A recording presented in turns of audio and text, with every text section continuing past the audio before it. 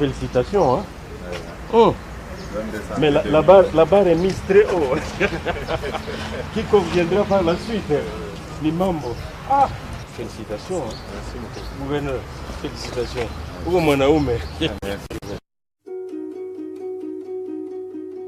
De toute évidence, l'homme dans cet hélicoptère n'est plus à présenter nulle part. À la tête de la province du Katanga depuis 7 ans, c'est par la grande porte et à la demande du peuple qu'il entre en politique. Avec, au fur des années, une popularité toujours croissante, à l'image de son plébiscite aux élections qui l'ont hissé jusqu'à la tête de l'exécutif provincial. Conduisons, avec les réflexes d'un manager, une entité aussi grande que l'Espagne, qu'il a depuis entièrement parcouru du nord au sud, de l'est à l'ouest, sur l'ensemble de ses 22 territoires. Que ce soit lorsqu'il reçoit d'un marchand anonyme des chaussures neuves à la commune Kenya, lorsqu'il obtient un fruit à Kamina ou de l'argent cotisé pour lui à Lubumbashi, il garde la même modestie et ne se défait pas de son engagement premier, rasservir ses administrés, les plus démunis en priorité.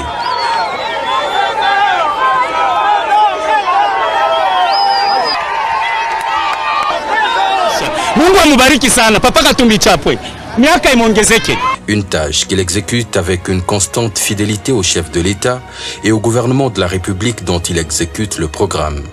Conduisant une équipe gouvernementale homogène et efficace, aux côtés de ses ministres, il remplit avec passion son contrat social. Tumecho Kamateso, nous sommes fatigués de la misère. Cette année de progrès, également bâtie sur une irréprochable cohésion avec l'Assemblée provinciale du Katanga. Au nom de l'Assemblée provinciale, lui témoigner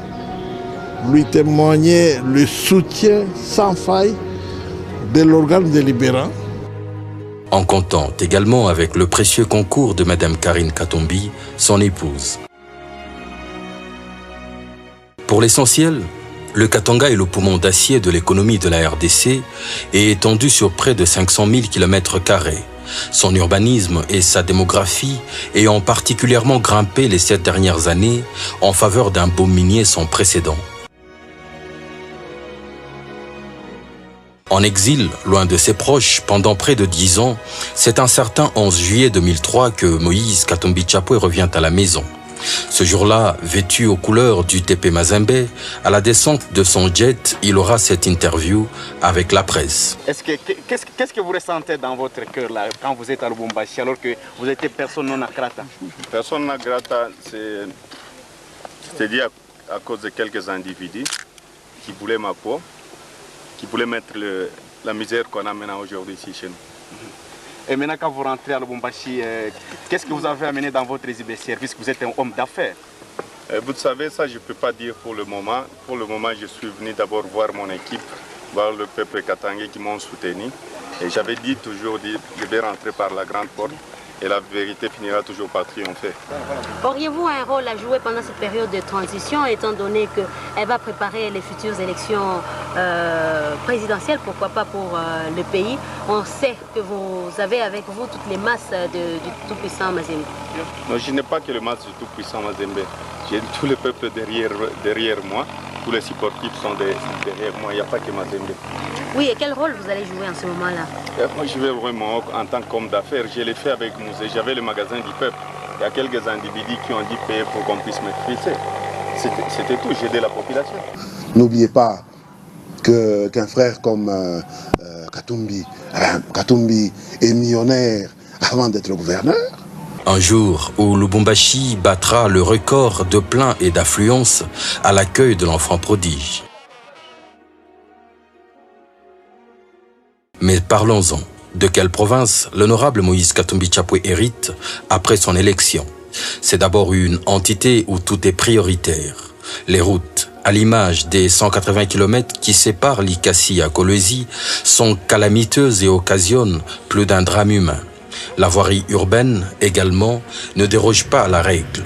L'espace d'une pluie, la ville se transforme en mer.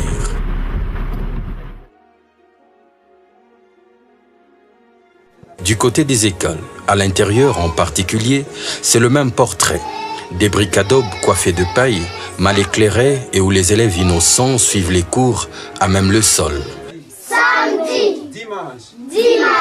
Un des gestes les plus fréquents qu'il posera alors sera justement celui d'imiter ces jeunes administrés en s'asseyant par terre.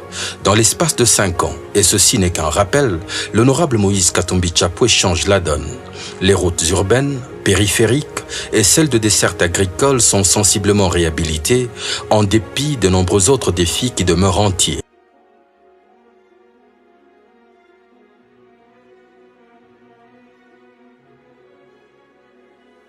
Les écoles, même à l'intérieur, ont graduellement changé de visage. Elles sont en matériaux durables et équipées en bancs, soit importés ou fabriqués localement.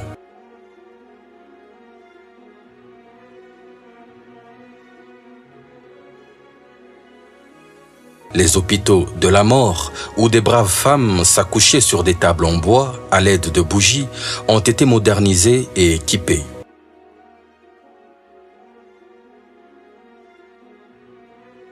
Des mutations qui se sont étendues à de nombreux autres domaines encore, comme la desserte en eau et en électricité, où la desserte s'est sensiblement améliorée tant en qualité qu'en quantité, réduisant à des proportions minimes le règne des maladies comme le choléra. Après 5 années de réalisation, la machine Katumbi ne s'est pas arrêtée en dépit d'une prolongation de fête.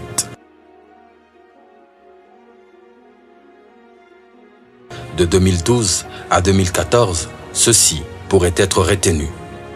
Parmi ses collègues, l'honorable Moïse Katumbi Tchapoué sera une fois de plus à la pointe du combat pour la réclamation de la rétrocession constitutionnelle des 40% des recettes dues aux provinces, sans toutefois être jamais encore parvenu à obtenir entièrement gain de cause.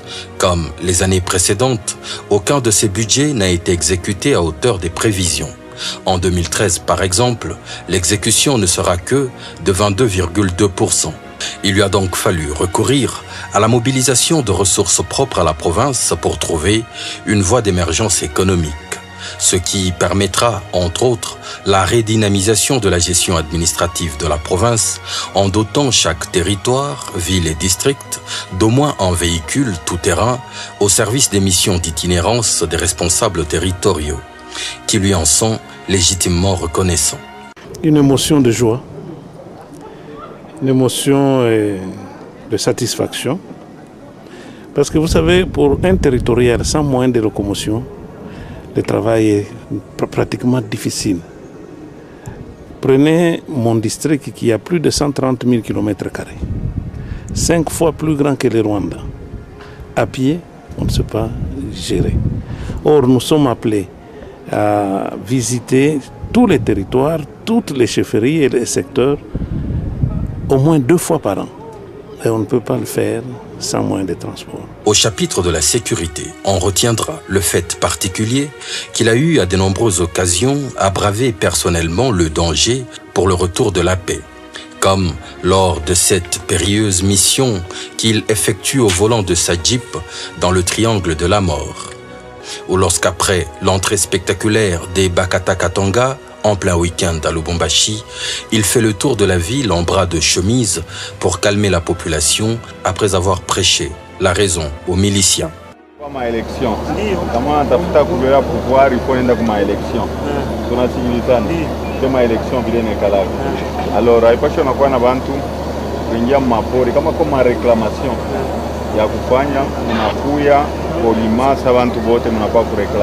À ce jour, c'est plus de 2000 éléments Bakata Katanga qui ont eu à se rendre à l'autorité et vivent dans 3 centres de transit et d'orientation à Kasokota, Mukolobwe et Manono.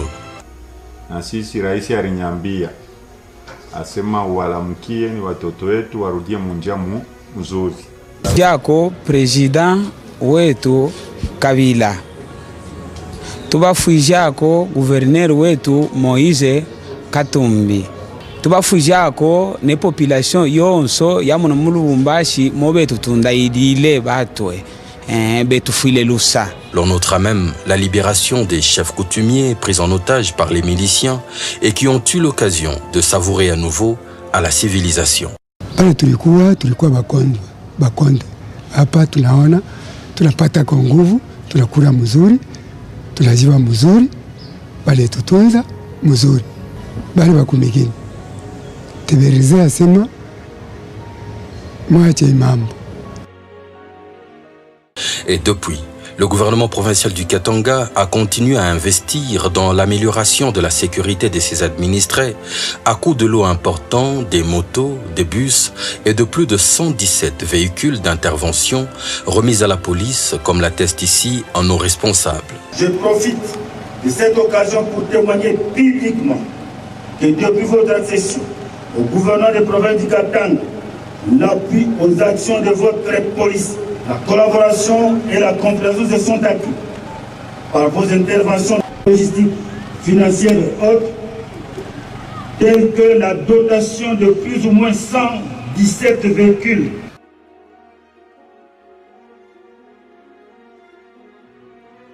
Ne faisant pas que réclamer des rétrocessions au gouvernement central, le gouverneur du Katanga prêche chez lui par l'exemple, en affectant régulièrement des fonds aux entités décentralisées pour leur fonctionnement, comme le dit ici un chef de district. C'est le fait que je constate que l'autorité nous encadre d'une manière très parfaite. En comprenant mes collègues avec qui j'étais à Kinshasa, quelques maires districts, j'avais constaté que le Katanga et nous sommes vraiment très bien encadrés. Avec les chiffres à l'appui, une ville du Congo, une province du Congo, a une rétrocession presque qui est un tiers du district. Et à part ça, moi, en tant que commissaire de district, hormis la rétrocession, j'ai les frais de cantonnage, les frais de sécurité. Mon revenu mensuel ou ma gestion mensuelle fait les 3 fois de la gestion de cette ville-là. Et quand on même fois 12 mois, par rapport à ce que j'ai, ce que mes collègues gèrent, je devais remercier le gouverneur pour ce qu'il fait pour nous. En bon élève et même en pionnier, la province du Katanga était la première à s'être soumise au délicat exercice de la reddition de ses comptes, comme le rappelle ici le président de la Cour des comptes. Alors je tiens à vous faire remarquer que la province du Katanga est dans ce domaine la première province à faire une reddition de comptes, à exécuter un budget et à faire une reddition de comptes à la Cour des comptes. La Cour des comptes souhaite que les autres provinces puissent suivre l'exemple du Katanga. Au chapitre du respect des droits humains, le gouverneur a eu à offrir à titre personnel un bus de transport moderne et digne destiné aux prisonniers.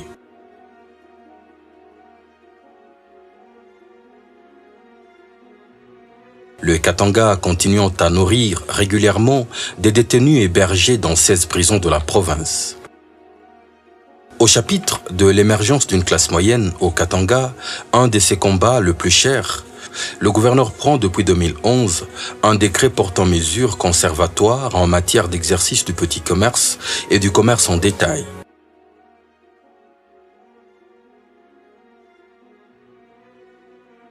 C'est là où j'ai dit non, nous devons encourager les Congolais à entrer aussi dans des partenariats. Moi, je serais très content qu'on puisse, par exemple, à l'est du pays, là où il y a de l'or, là où il y a du pétrole, que les Congolais deviennent des partenaires aussi, qu'on crée des jeunes Congolais. Parce que ces jeunes Congolais, avec leurs milliards, où est-ce qu'ils vont investir? Ailleurs. Ils vont investir dans leur propre pays. Aujourd'hui, nous avons le problème de la classe moyenne. Donc, pour moi, le plus important aujourd'hui, madame, c'est l'avenir de la jeunesse congolaise. Combien de jeunes vont devenir demain de milliardaires ou de millionnaires congolais? Sans oublier de rappeler sa bataille en faveur de la sous-traitance locale obligatoire. Quand je suis arrivé comme gouverneur,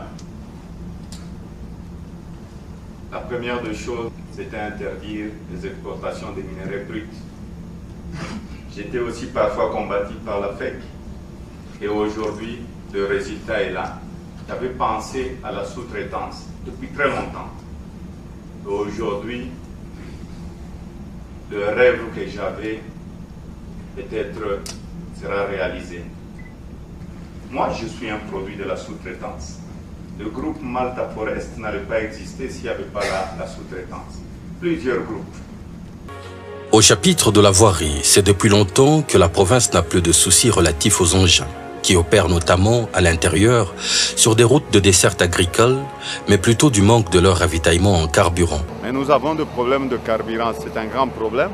C'est pour cela que je voudrais demander aussi aux députés qui nous aident si on peut nous acheter un plus que le carburant. Anticipant sur la solution à venir, la province s'est dotée de nombreuses dizaines de camions-citernes pour le transport de carburant vers les ateliers en opération à l'intérieur.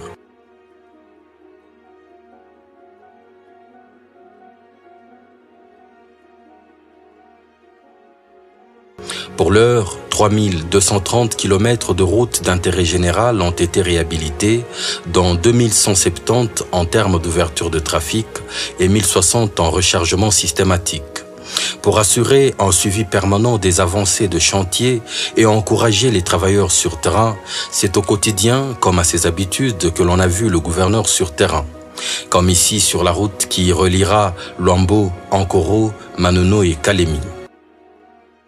Sur les instructions du chef de l'État, nous allons asphalter cette route, donc de Luambo jusqu'à Kalemi.